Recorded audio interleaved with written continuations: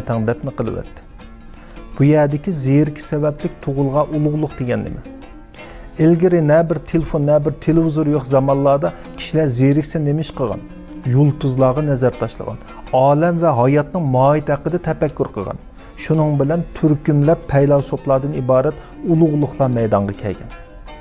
Sening ruhiyatingga uzuq qildigan narsa dal shu olam va hayotning mohiyati haqidagi tafakkur.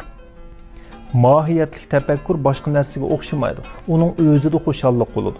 Huquqqa intiladigan kishi e'tirof qilinish tuyg'usidan xushallikka erishadi. Huquqning o'zida xushallik qilmaydi. Pulga intilgan kishi hashamat tuyg'usidan va yoki qurbatining hamma narsaga yetadigan bir tuyg'udan xushallikka erishadi. Pulning o'zida xushallik qilmaydi. Ammo mohiyatli tafakkurning o'zida xushallik bo'ladi. Sen shu tafakkurni boshlagan vaqtingda ruhingning haqiqiy xushalligini his qila olasan.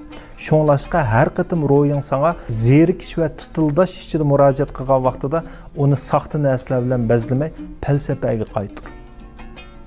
Ruhingning haqiqiy xushalligi falsafada bo'ladi.